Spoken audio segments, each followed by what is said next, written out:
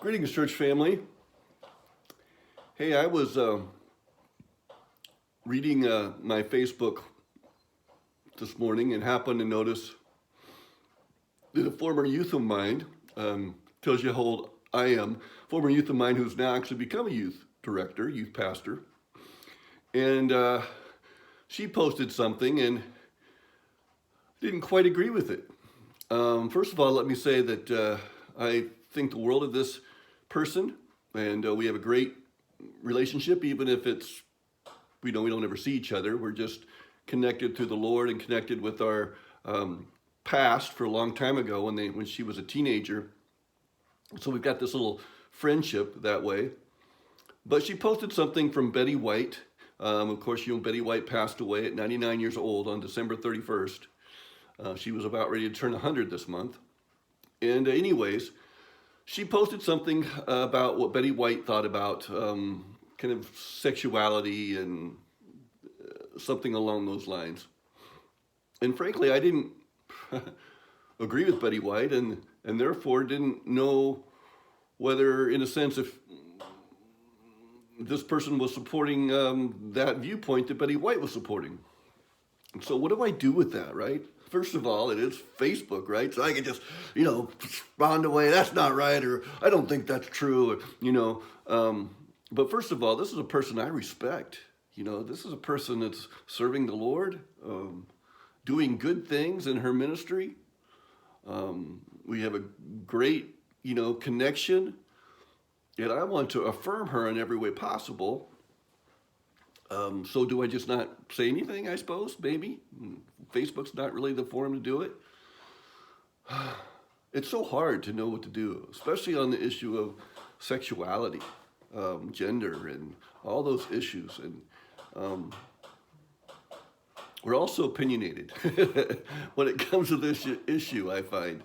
So we've decided to delve into this subject a little bit in the next 3 weeks in a sermon series called Identity Confusion.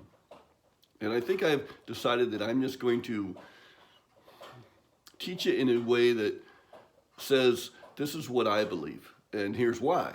Here's the scriptures, here's what I've learned, here's what I've discovered, but, my information is not, I don't have information that you have information to, or I don't read the Bible maybe with the understanding that you read the Bible. So there will be some sense of just explaining it from my point of view. I kind of pause and say that because I understand we all just have to, all we can really do is talk about what we believe and why we trust the Bible and how we interpret the Bible. And yet I get in trouble with this sometimes because it kind of just supports the idea that one opinion is as good as the other. You have your views and I have my views. And there's no such thing as absolute truth in that regard. And I don't agree with that either. I think there is absolute truth. Sometimes we can't know it on every single issue. But I believe the Bible is true. I believe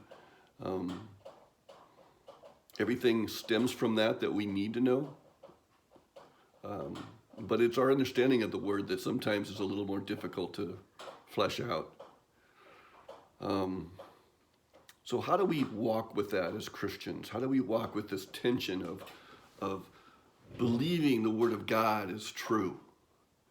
And believing it's true not just for me, but for everybody. It's truth, right? And we don't want to compromise on that. Right? On the other hand, as human beings anyways, we are somewhat limited in our understanding of the Word, and we are limited in how we go about interpreting things that aren't specified in the Bible clearly, and how do we, figure out whether there's truth in other things that in the world that the Bible doesn't clearly talk about. So anyways, now I'm rambling. So join us for a sermon series this Sunday called Identity Confusion, 3 weeks long. I'm praying it does more good than harm, and I hope that that's your prayer as well. But it'll give us something to to wade through and to give us a starting point for understanding, maybe not being so confused anymore. God's blessing upon you. See you soon.